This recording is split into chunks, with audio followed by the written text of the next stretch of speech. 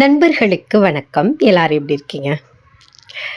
திரும்ப திரும்ப எனக்கு நீங்கள் கேட்குறது என்னென்னா, எப்படி உங்கள் வீட்டில் டேபிள் ரோஸ் வந்து இவ்வளோ பூக்குது அப்படின்னு. அதுக்கு சில பல காரணங்கள் இருக்குது.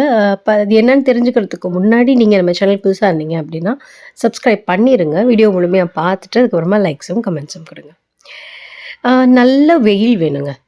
இந்த டேபிள் ரோஸு, இந்த மாஸ் ரோஸ், போர்ச்சுலாக்கா இது வந்து நம்ம கலர் கலராக கிடைக்கும்.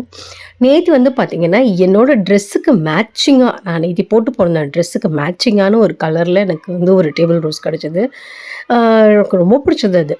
ஸோ இந்தமாதிரி கலராக நமக்கு கிடைக்கும். சிலர்லாம் 40 கலர் அப்படிலாம் கூட வச்சு வளர்ப்பாங்க. எனக்கு வந்து டேபிள் ரோஸ் உண்மையிலேயே ரொம்பவே எனக்கு பிடிக்கும். குழந்தையிலேருந்தே எனக்கு டேபிள் ரோஸ் ரொம்ப பிடிக்கும். சில நேரத்தில் காலேஜுக்கு நான் கிளம்பும்போது வந்து பார்த்திங்கன்னா, அது பூத்திருக்காது. ஏன்னா 7:30 மணிக்கு எனக்கு வந்து பஸ் வந்துடும். சில நேரத்தில் செகண்ட் ஷிஃப்ட்டில் போவோம். அன்னைக்கு லக்கிலி எனக்கு கிடைக்கும். இல்லை சாட்டர்டே, சண்டே வெயிட் பண்ணுவேன் இந்த டேபிள் ரோஸ் பூத்திருக்கிறத பார்க்குறதுக்காக. ஏன்னா ஆஃபீஸ்லேருந்து வரும்போது இது மூடிக்கும். ஆஃபீஸ் டைமுன்னா இந்த ஊரில் இந்த செடிக்கு பேர்.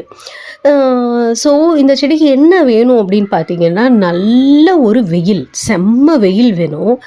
நம்ம இதை எடுத்து இந்த மழையில் உள்ளே வைக்கிறது, திரும்ப வெயிலில் எடுத்து ஒரு சேஃபான ஒரு ஷேடு கீழே வைக்கிறது எதுவுமே தேவையில்லை. ஒரு தடவை நீங்கள் நல்ல ஒரு டைரக்ட் சன்லைட் படுற இடத்துல வச்சிட்டிங்கன்னா அது அங்கேயே விட்டுறலாம். அதுக்கு எப்படி ஒரு சன்லைட்டையும் இது தாங்கி வளரும். சன்லைட்டு தான் இதுக்கு வந்து ஒரு பெரிய உரமே. அது நிறைய பூக்கிறதுக்கு சன்லைட் தான் ரொம்ப ரொம்ப முக்கியமான ஒரு தேவை. இதை தவிர நான் என்ன தொடர்ந்து இந்த செடி கொடுக்குறேன் அப்படின்னு பார்த்தீங்கன்னா, டீ தூள்.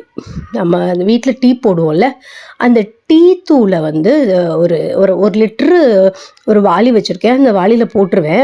டெய்லி குடிக்கிற டீயை அதில் தண்ணி ஊற்றி வச்சுருவேன்.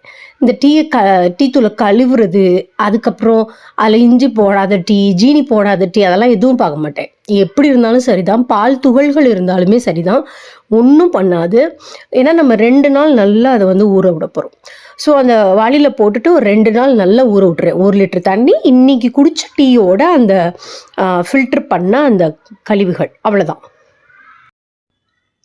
அதை 2 நாள் ஊறினதுக்கப்புறமா ஃபில்ட்ரு பண்ணிடுங்க. கட்டாயமாக ஃபில்ட்ரு பண்ணிவிட்டு அந்த தண்ணியை வந்து எல்லா செடிக்கும் கொடுங்க. நான் எப்படி கொடுப்பேன்னா, நல்லா ஃபஸ்ட்டு எப்பயும் போல் செடிக்கு தண்ணி ஊற்றிடுவேன். தண்ணி ஊற்றிட்டு இந்த நம்ம ஃபில்ட்ரு பண்ணி வச்சுருக்க அந்த டீ தூள் தண்ணி இருக்குல்ல, அதை வந்து தண்ணி முதலே ஊற்றி நல்லா வடிஞ்சதுக்கப்புறமா இந்த டீ தூள் தண்ணியை ஊற்றிக்கிட்டு வருவேன்.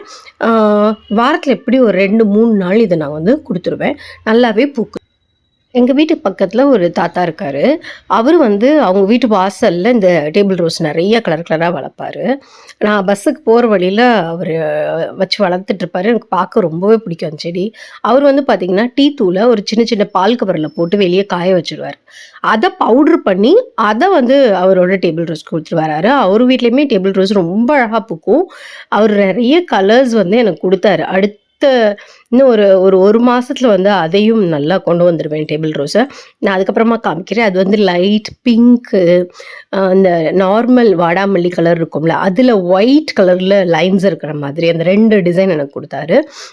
அதை நான் இப்போ வளர்க்க ஆரம்பிச்சிருக்கேன். இன்னும் எப்படி ஒரு மாதத்துலலாம் நான் அதுக்கான ஒரு வீடியோ போட்டுறேன். ஓவரால் வெயில் கொடுங்க, இந்த டீ தூளை கொடுங்க, அது 2மே போதும் டேபிள் ரோஸ்க்கு. தேங்க்யூ. God bless you.